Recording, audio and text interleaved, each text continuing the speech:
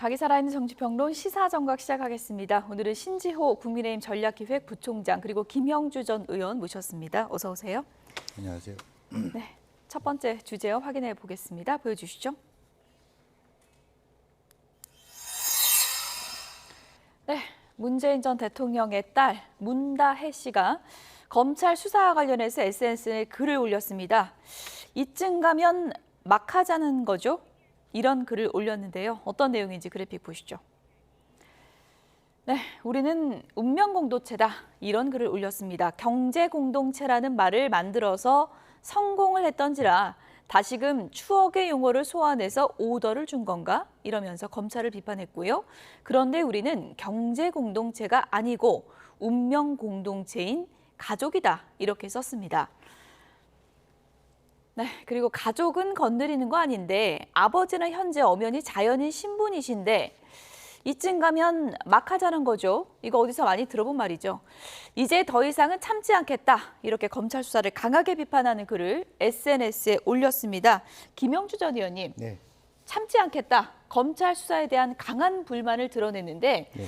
이쯤이면 막 하자는 거죠. 이거 노무현 전 대통령이 과거 했던 얘기 아닙니까? 그렇습니다. 예. 노무현 전 대통령이 이제 평검사와의 대화에서 나름대로 강금실 법무부 장관과 함께 검찰 개혁의 문제라든지 여러 가지 좀 편안한 마음으로 자리에 앉으려고 했는데 검사들이 그러니까 노 전 대통령이 예. 뭐 어떤 검사에게 전화한 거 이런 얘기를 하기 시작하니까 그때 이제 노 대통령이 그렇게 말씀하셨죠. 이제 그런데 이제 이 부분에 있어서는 좀 이제 막 하자는 거죠라고 얘기했습니다만은 어쨌든 검찰이 아무런 증거 없이 이렇게 그 문다희 씨의 문제를 들이대는 건 아니지 않습니까? 어쨌든 기본적으로 제가 승입할지 안 할지는 판사의 몫입니다만은 기본적으로 어쨌든 태국에 있던 이스타젯의 본인의 전 남편이 전무로 있으면서 수억 대의 돈을 받았다는 것만은 사실인 것 같고 이제 다만 이제 중진공 이사장의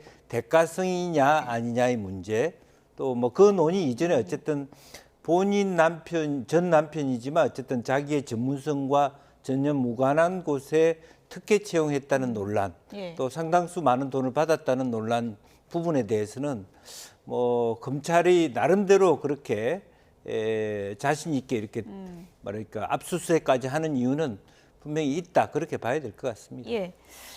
우리는 경제 공동체가 아니라 운명 공동체다. 용어의 개념이 명확히 사전에 나와 있는 게 아니기 때문에 제가 어떤 차이다라고 얘기할 수는 없는데 어떤 부분을 강조하는 걸까요? 근데요, 그 문다희 씨가 좀 논리력이 조금 부족한 것 같아요. 그러니까 경제 공동체가 아니고 A가 아니고 B다. 예.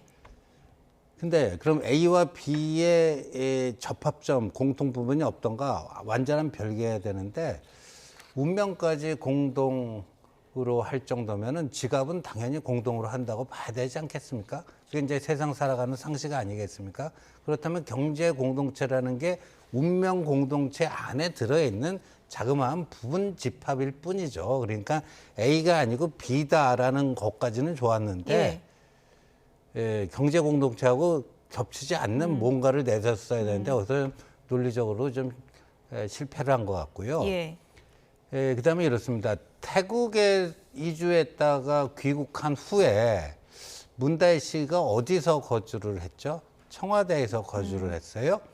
근데 우리가 이제까지 판례를 보면요. 곽상도 전 의원의 경우 1심에서 무죄가 나온 이유가 50억 클럽 관련해서요. 그 아들이 그 화천대유로부터 받은 급여가 뇌물로 검찰은 의유를 하려고 했는데 독립된 생계를 영위하고 있기 때문에 경제 공동체가 아니다. 그렇죠. 이렇게 판시한 건데 근데 청와대에 같이 동거를 했잖아요.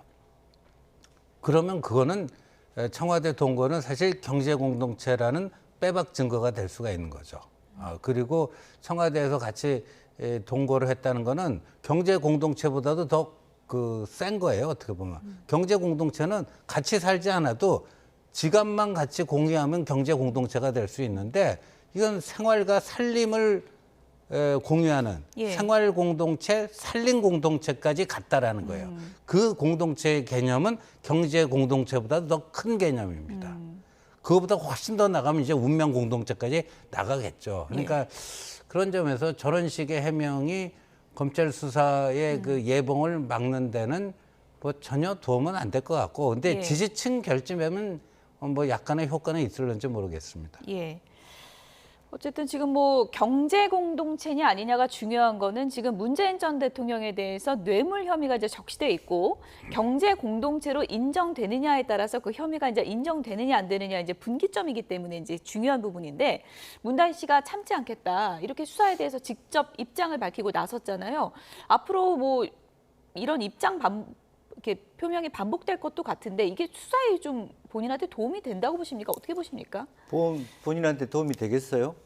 수사에 협조하는 게 낫죠. 예. 다만 이제 명명백백하게 밝히는 것이 중요하겠죠. 뭐 이러면 내가 무죄면 무죄라는 입장을 밝히는 것인지 그냥 참지 않겠다. 보복 수사니까 나도 뭐 마음대로 뭐 공격을 하겠다는 예. 것이지 정치적인 어떤 수사, 그러니까 말을 하는 것 자체가 어떤 검찰 수사라든지 재판의 판결에 영향을 끼치지는 않고 만약 뭐 에둘러서 판결에 영향을 끼친다면 부정적 판결이 될 거라고 보여집니다. 다만 이제 운명 공동체를 왜 강조하느냐? 예. 사실은 그 전에 보면 그럼 최수원 씨하고 박근혜 대통령 같이 살았습니까? 경제 공동체라는 것은 가족이 아닌 다른 사인 간의 경제적인 이해관계를 같이 나눴다라는 의미를 갖고 있지 않습니까? 이제 그런 데 비해서 운명 공동체는 아버지가 자식과 아들과 딸에게 내리사랑을 할 수는 있지만 아들과 딸이 그 돈을 받은 것을 부모한테 상납하거나 그런 관계는 아니라는 것이죠. 예. 부모가 자연스럽게 생활비를 보내는 것 자체, 그를 말하자면 그 전에는 보냈는데 왜 뒤에는 안 보내줬느냐라는 가지고 그게 경제 공동체라는 말이 좀 부자연스럽다. 뭐 딸들이 아들들이 잘 못 사니까 생활비 보내준 거고 취직을 했으니까 예. 먹고 살만하니까 안 보내준 건데 그것이 어떻게 말하자면 뇌물수수라고 엮일 수 있느냐 이제 그런 거고 다만 여기서의 문제는 그럼에도 불구하고 이상직 전 장관의 회사였기 때문에 예. 또 본인의 직무 관련성이 없는 혹은 뭐 그 당시 태국의 회사 사장보다 전무 월급이 많았다 예. 뭐 그런 얘기가 저는 팩트 체크는 안 했습니다만 들린다는 건 누가 보더라도 좀 비정상적인 어떤 특혜를 받은 건 사실이다. 예. 뭐 그렇게 봐야 될 것 같습니다. 아무래도 뭐 이런 글까지 올렸다는 건 그만큼 본인이 느끼기에도 검찰 수사가 좀 깊숙이 들어와 있다. 이런 지금 압박을 받았다. 이렇게 해석할 수 있을까요? 네, 그리고 실질적으로 보면 이제 검찰 수사의 시점인데요. 그러니까 뭐 예를 들면 돈을 주고받은 문다희 씨가 얘기하는 것은 대통령 퇴임이에 주고받은 것 자체까지 포함해서 하는 건 좀 너무 많다, 과하다라고 하는 부분이고 자칫 잘못하면 판결에서 결과적으로는 김정육 여사가 딸을 돈을 보낼 때 있어서의 외환관리법 위반 정도밖에 안 나올 수도 있는 부분이 있다. 예. 이거는 법리적 논쟁의 어떤 그 가능성이 있는 부분이라는 거죠. 예. 어쨌든 뭐 경제 공동체로 인정이 되느냐, 그리고 이 돈을 건넨 시점에 그 신분 이런 게 이제 굉장히 좀 중요하게 작용을 할 텐데 지금 문다희 씨 뭐 자택도 압수수색이 되고 그리고 계좌 추적도 들어가고 그리고 제주도에 있는 별장까지 압수수색을 했다고 하거든요. 그건 네. 왜 그런 거죠? 아무래도 이제 그 제주도 별장을 사들인 시점이 문재인 대통령 퇴임 이후입니다. 그리고 그 원래 소유주가 누구였냐면 예. 문재인 대통령의 정신적 멘토라고 불리는 송기인 신부 소유의 제주 그 별장을 문다희 씨가 그걸 3억 8천만 원인가? 그러면 그 3억 8천만 원이라는 매입 자금이 어디로부터 나온 것인가? 자금 출처를 묻지 않을 수가 없는데 예. 그런데 보도에 의하면 김정숙 여사가 본인 친구에게 보자기에 싼 현금 5천만 원을 전달하고 우리 딸에게 좀 입금을 시켜달라. 뭐 이런 것도 검찰이 확인했다라고 그러고요. 문재인 대통령이 그 집필한 책 문재인의 운명 거기 문다희 씨가 그 디자인을 해줬다고 출판사로부터 2억을 받았다는데 그 도저히 있을 수 없는 얘기거든요. 왜냐하면 그 문재인 대통령이 그 인세로 한 3억 원을 받았다라는 게 확인이 돼요. 예. 그러면 10만 부 이상 팔렸을 때 그런 인세가 가능한데 아니 필자가 3억 원을 받아가는데 인세로 디자인을 얼마나 했길래 2억 원을 받아갑니까? 출판계에 조금만 알면은 있을 수 없는 얘기거든요. 이런 수상한 돈의 흐름, 뭐 이런 것들을 지금 검찰이 발견된 이상 그를 그 규명을 하지 않을 수가 없는 상황이 된 것 같습니다. 예, 어쨌든 뭐 지금 검찰에서는 어느 정도 증거를 갖고 있는지 저희가 알 수 없기 때문에 하지만 이제 돈의 흐름을 추적하고 있다 이렇게 볼 수 있을 것 같은데요. 뭐 언론에서는 문재인 전 대통령의 딸 다혜 씨에 대해서 뭐 아픈 손가락이다 이렇게 표현하기도 하던데 그건 왜 그렇다고 보세요? 글쎄요, 아무래도 이제 대통령하고 당적도 달랐고, 예. 그리고 보니까 또 서로 사이가 좋았지도 않았던 부분도 있었던 것 같아요. 문다혜 씨가 진보당 예. 당적이었나요? 그러면서 또 그때 당시는 또 여러 가지 약간 그 입장이 다른 그런 입장도 표명했고, 예. 또 어떤 이유에서인지 태국으로 가게 되었고, 또 결과적으로 이혼도 했고, 뭐 이제 그런 부분이 또 있는데, 지금은 아마 평상마을을 그 책방을 같이 공동 운영하고 있는 그야말로 운명 공동체이자 경제 공동체가 돼 있는데, 여러 가지 나름대로 뭐 문 대통령 입장에서는 대통령의 딸이라는 것 때문에 또 예.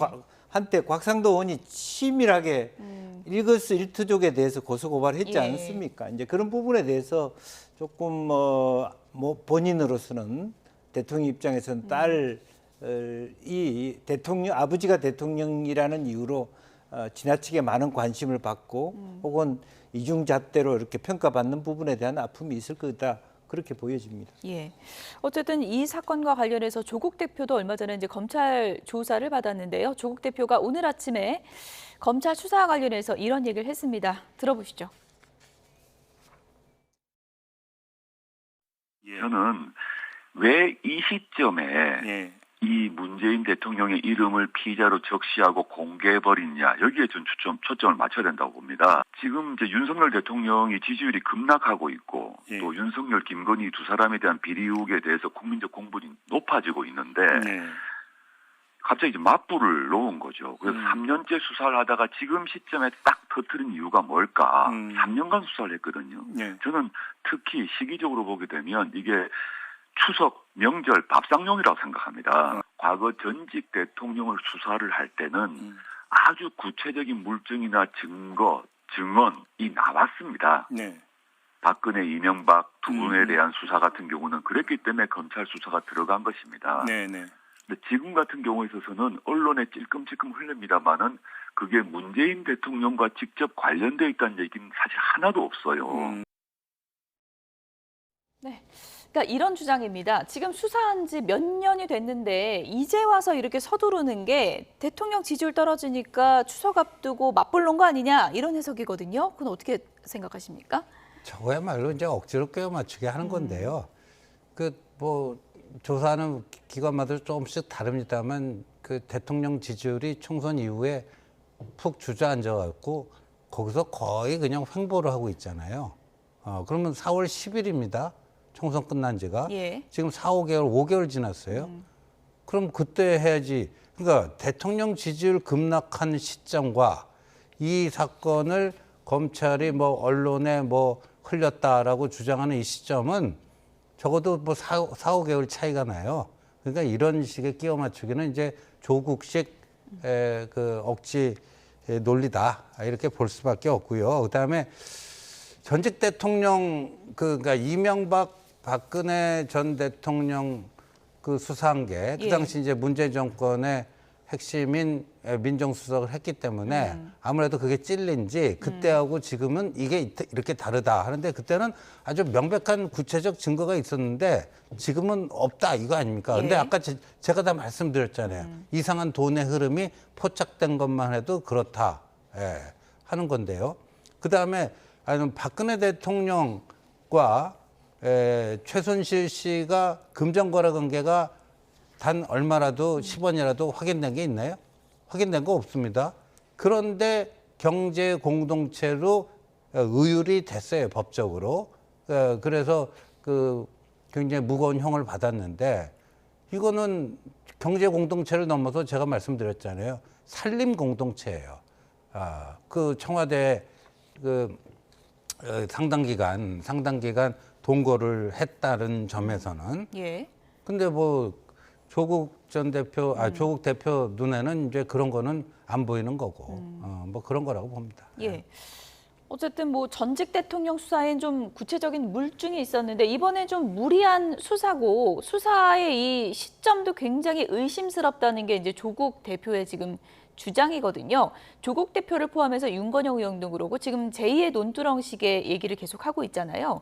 이게 어떻게 보면은 좀 야권 입장에서는 좀 결집의 계기가 될 수도 있다. 이런 또 시각도 있던데 그건 어떻게 보세요? 그것은 이제 아마 10월 달에 있는 이재명 대표의 사법 리스크가 현실화되고 예. 그다음에 이번에 김경수 전 지사가 이제 복권이 되고 이제 그럼에 따라서 실제로 뭐 최근에 그 김동연 경기도지사도 경량숙 여사도 만나고 오늘 이 부분에 있어서 또 문재인 대통령 재판 출두하지 마라, 예. 뭐 검찰 출두하지 마라 이런 얘기했는데 나름대로의 무게추가 소위 이재명 대표 일극 체제에서 조금 흔들릴 수 있는 그런 흔들릴 때 등장할 수 있는 구심점은 문재인 전 대통령일 수밖에 없고 그런 어떤 그 나름대로 이렇게 보이지 않는 세력 구동도 있을 수 있지 않느냐 생각이 들고요.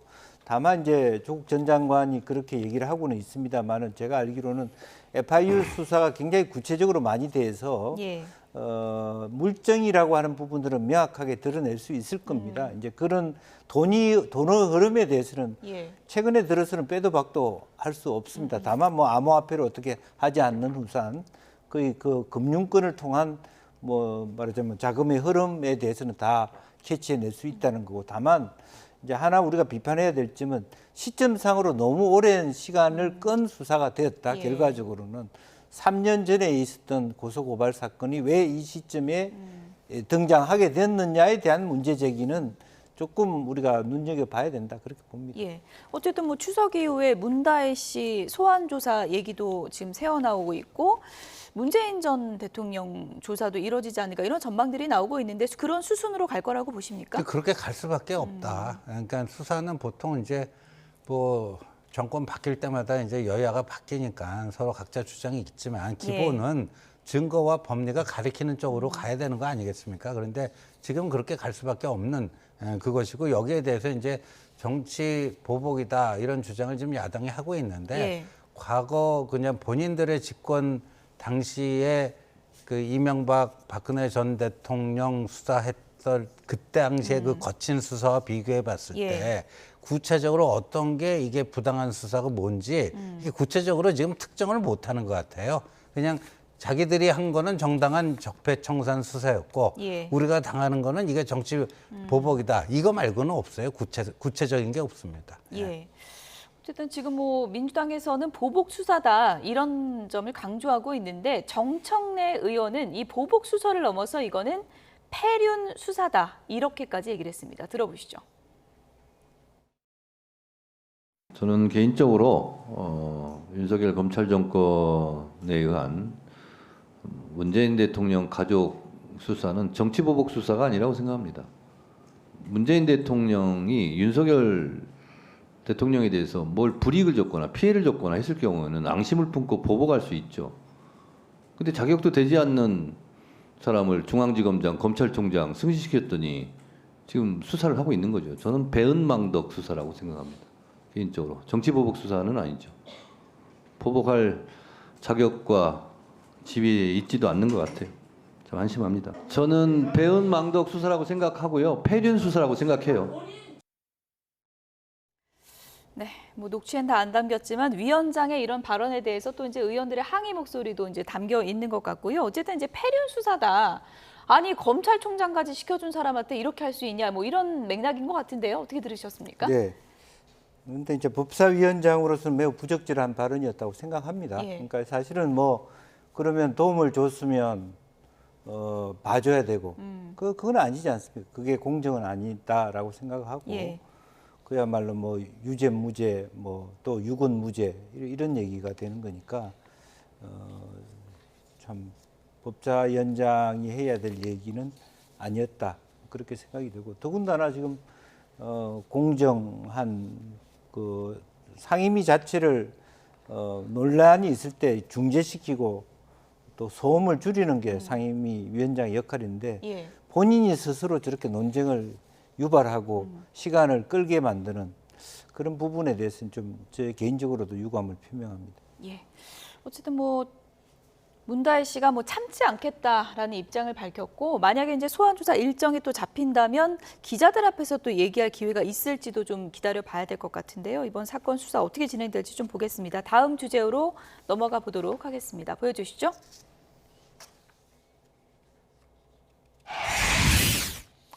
전공의가 가장 잘못했다. 한덕수 총리가 문답 과정에서 이렇게 얘기를 했습니다. 지금 의료 대란과 관련해서 중증 환자와 난치병 환자를 떠나버린 전공의가 제일 먼저 잘못한 것이다. 물론 전공의가 병원을 떠난 것과 관련해서 긍정적인 여론이 없는 것은 사실이지만 전공의 탓으로 돌리는 듯한 이 발언 때문에 좀 논란이 되고 있는 것 같습니다. 저게 예. 그 한덕수 총리가 굳이 저렇게까지 또 그 자극적인 용어로 전공의를 공격할 필요가 있겠는가. 저게 이제 사태 해결에 별 도움이 안 될 수 있겠다는 생각이 드는데 저는 뭐 의료 문제 뭐 비전문가였지만 이게 하도 이제 사회적 핫 이슈가 예. 되다 보니까 쭉 제 나름대로 한번 좀 살펴봤어요. 근데 의대 정원 늘리는 거는 저는 뭐 계속해서 찬성인데 예. 이 모든 거를 할 때 굉장히 정교한 프로그램이 있어야 됩니다. 근데 지금 전공의법이라는 게 있어요. 예를 들어서 예.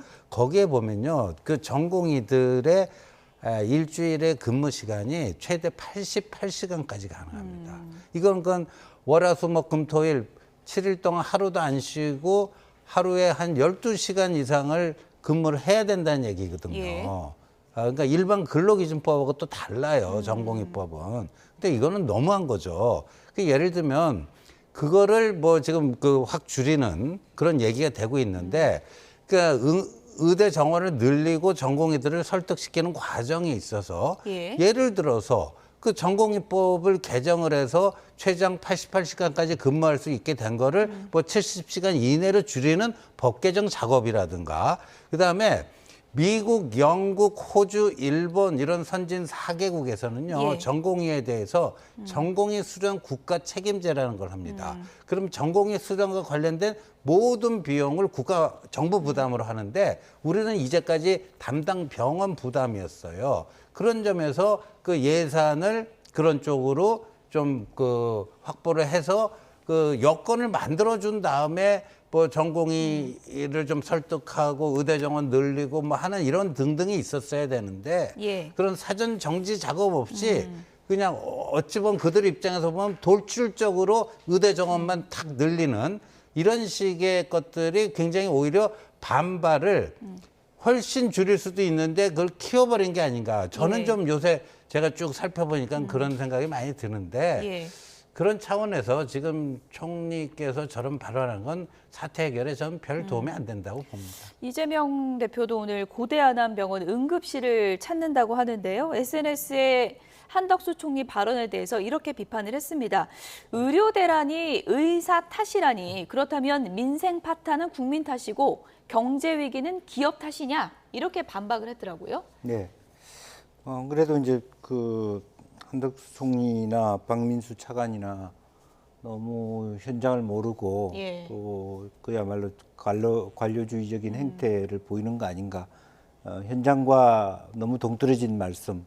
한편으로 보면 그 과거에도 그런 일이 있었다. 아이가 뭐 골든타임을 놓쳐서 실명 위기가 왔다든지 뭐 그런 아주 뭐 중증 환자가 돼서 훨씬 위험에 빠졌다는 부분에 대해서도 예. 결과적으로 한 총리 말씀도 똑같이 결과적으로는 전공의 때문이고 전문의 때문이다 그렇게 얘기하면 뭐 일면적으로는 타당해 보일 수는 있지만 예. 어제 제가 우연히 뭐 어떤 병원에 방문했더니 결과적으로는 수가 얘기를 하더라고요. 그러니까 의사 수를 늘려야 된다는 것에 대해서 상당수 의사들도 동의한다. 이렇게 예. 타이트하게 하고 있고 뭐 어려운 부분인데 그렇다면 사실은 정원이라고 하는 숫자에 매달리지 않고 좀 더 질 좋은 국가 서비스를 의사들한테 예. 지원해 준다든지 수가 조정을 과감히 해서 왜 수술을 안 해주겠습니까? 왜 과감히 의료 현장을 떠나겠습니까? 그것은 사실은 이 의사 하면서 고생만 하지 돈이 안 된다. 뭐 말을 하기가 부끄러워서 그렇지 의사로서 그리고 속내를 털어내거든요. 예. 그러면 답이 보일 수 있습니다. 의료계획 부분에 대해서 수가 조정의 문제를 예. 먼저 하고 어쨌든 뭐 2025년은 마무리됐으니까 그 숫자에서 점차적으로 넘긴다 하면 뭐 충분히 의사들도 이제는 같이 박단 전공의 협의회 비대위원장도 그 동의를 해서 한동훈 대표 찾으러 간 거 아닙니까? 맞는 거 아닙니까? 그렇다면 이 시점을 좀 더 잘 녹여내 가지고 추석 이전에 국민들이 안전하게 주말을 쉬고 10월 달에는 뭐 또 국군의 날도 휴가면 최장 12일이 예. 공휴일인데 그러면 그때 코로나가 다시 재발하면 어떻게 되겠습니까? 예. 끔찍하게 생각을 해야 될 텐데 아직도 한덕수 총리나 박민수 차관의 발언을 보면 예. 한가해 보입니다. 현실 인식에 대한 괴리가 있는 거 아니냐. 정부 정치권에서는 이런 얘기가 계속 나오고 있는데요. 오늘 박민수 2차관이 언론 인터뷰에서 응급실 상황과 관련해서 이런 얘기를 했습니다. 들어보시죠. 부족이라는 거는 저희가 이제 의료 개혁을 시작한 이유이기도 하지만은 사실은 이제 2월 달에 아시는 것처럼 전공의가 이탈되면서 예. 상황이 이제 더 나빠졌습니다. 뭐 어떤 그 2살박이 어린아이 있잖아요. 열경련이 네네. 나오. 이거는 그럼 그 시점에서는 경증입니까, 중증입니까? 그 이제 소아는 예. 조금 상황을 이제 일반화해서 말씀드리긴 좀 어려운데 예. 소아도 대부분의 경우 이제 열이 나거나 하는 건 경증입니다. 근데 이제 그 해당 사건의 경우는 의식 불명까지 갔기 때문에 일반적인 그런 이제 상황하고는 좀 다르게 보이거든요. 그래서 소아의 경우도 뭐 바로 대형 병원 이구보다는 빨리 그러니까 열을 빨리 내릴 수 있는 조치와 함께 네. 빨리 의료기관을 찾아서 먼저 조치를 취하고 예, 예. 그다음에 이제 저 동네 의원에서는 좀 처리하기가 어렵다 그럴 때 이송을 하는 것이 훨씬 빠르게 그 적정 진료를 받을 수 있는 그 방법이라고 생각합니다. 네. 박민수 차관. 지금 일단 뭐 어려운 상황인 건 맞지만 극복 가능하다. 정부에서는 현재 그렇게 보고 있다라는 점을 다시 한번 강조했고요. 얼마 전에 2살 아이가 응급실 뺑뺑이를 돌다가 지금 의식불명 상태에 빠진 안타까운 일과 관련해서 뭐 소아의 경우는 좀 매뉴얼이 다르긴 하다. 그러면서 일단은 빨리 의료기관을 찾아서 먼저 조치를 취하는 게 중요하다고 했는데 이건 좀 현실과 동떨어진 얘기다. 이런 비판들이 좀 있는 것 같습니다. 의료기관을 예. 갈 상황이 안 되니까 응급실을 가는 아, 거죠. 당연히 그렇죠. 예. 예를 들어서 뭐 야간에 문 연 병원이 어디 있습니까? 뭐 그런 얘기인데 저 어떻게 담당 차관이라는 사람이 저렇게 그냥 얘기를 하는지 저도 막 속으로 좀 화가 많이 납니다. 근데 정말 그 일반 국민들이 느끼는 체감 지수하고는 너무도 다른 그런 얘기들을 쏟아내고 있는데 지금 그 보니까요. 그 정부에서는 이제 그 정치권에서 이거 응급실 응급 상황 응급실이 응급하다. 응급 예. 상황에 처해 있다. 예. 추석 연휴 때 잘못하면 큰일 날 수도 있다. 이러니까 무슨 사이트도 개설해 갖고 예. 응급실 현황 뭐 이용 가능한지 뭐 이런 사이트도 열고 운영도 하고 일을 보고도 하고 뭐 그렇게 하고 있고 뭐 그 발표하는 건 있습니다. 근데 발표하는 수치만 보면요 괜찮아 보여요. 근데 겉에 최종적으로 드러나는 결과가 아니고 예.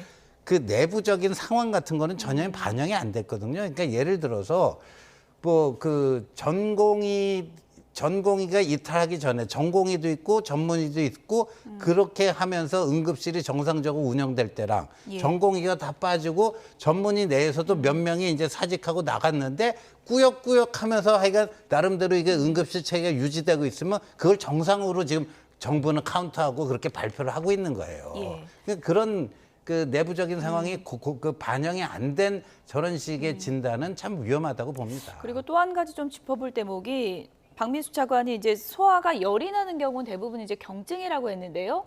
이 아이의 경우에는 결국 이제 의식불명 상황까지 가지 않았습니까? 대부분의 이제 아이 키우는 어머니들이 아이가 열 나면 그게 중증으로 갈지 안 갈지를 어떻게 판단을 하느냐 이렇게 또 반문을 하거든요. 맞습니다. 옛날에는 아이를 뭐 6명, 7명 낳을 때는 당황하지 않겠죠. 부모들이 경험이 있으면.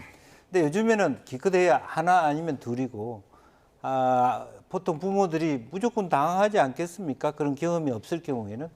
그러니까 뭐 제일 먼저 응급실을 찾아갈 수밖에 없는 것이고 그 본인이 스스로 이 병을 어떻게 알고 경증인지 중증인지 판단하라고 하는 것인지 이해할 수가 없고요. 아까 신 의원 말씀 있었습니다마는 실제적으로 응급실에 가면 응급실에 뭐 빨간 약 바르고 돌아오는 곳이 아닙니다.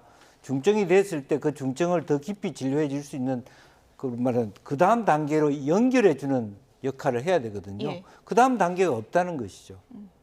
일손도 부족하고 그게 가장 큰 문제가 아닌가 봅니다. 네. 김영주 전 의원님 언급해 주신 것처럼 10월엔 또 휴일도 엄청 늘어나게 된 거니까 네. 응급실 대책에 대해서 보다 좀 현실적인 대책이 빨리 나와야 될 것 같고요. 마지막 주제와 잠시 보겠습니다. 보여주시죠.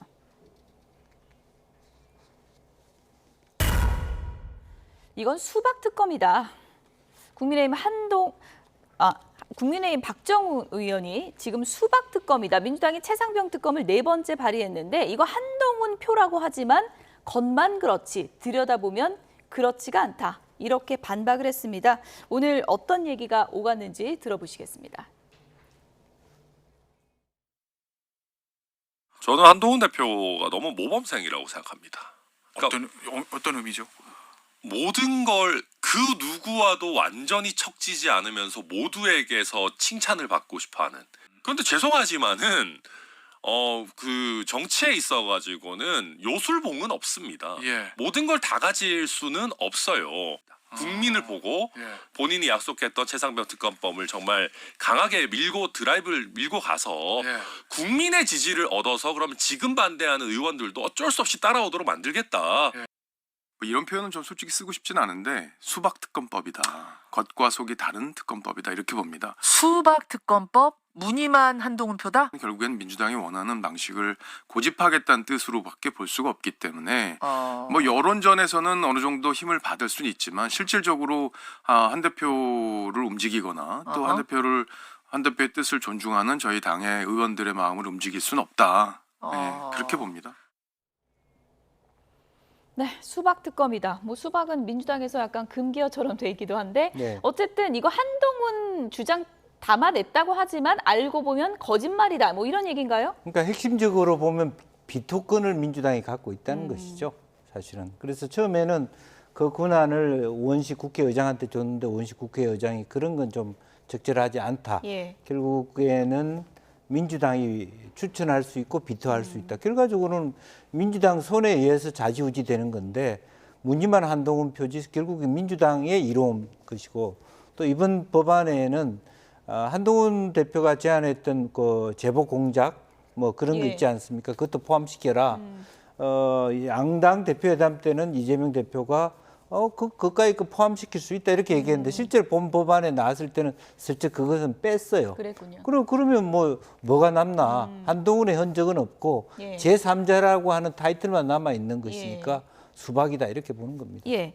어쨌든 뭐 천하람 원내대표 같은 경우에는 한동훈 대표가 결국은 용산 눈치도 보고 여론 눈치도 보다가 지금 이것저것 결정 못하는 거 아니냐 이렇게 또 쏘아붙였거든요. 그건 어떻게 보세요? 뭐 정치라는 게 주어진 조건 내에서 해야 되는 거고 그 역대 모든 여당 대표는요 대통령실하고 야당 사이에서 그런 그 제약 조건 속에서 늘 움직여 왔습니다. 뭐 한동훈 대표만의 뭐 특별한 그건 아니고요. 근데 하여간 여하튼 그 어제 민주당이 뭐랄까 허를 찌르기 위해서 저 특검법을 내놨거든요. 근데 이제 하루 만에 무늬만 뭐 제3자 특검이다. 지금 심지어 이제 수박 특검이다 이렇게 나오면서 허를 찌르지 못한 겁니까? 허를 찌르지 못하고 되치기 당한 것 같아요. 되치기 당했습니까? 국민의힘에선 절대 받지 않겠다. 이 입장이 지금 계속 그러니까 되는 뭐 겁니까? 절대 받지 않겠다는 그 결의를 모으기 전에 이미 그 여론전에서 그렇게 딱 돼버려서 정리가 돼버렸습니다. 네. 여기까지 줄이겠습니다. 지금까지 신지호 국민의힘 전략기획부총장 김영주 전 의원 두 분이었습니다. 고맙습니다.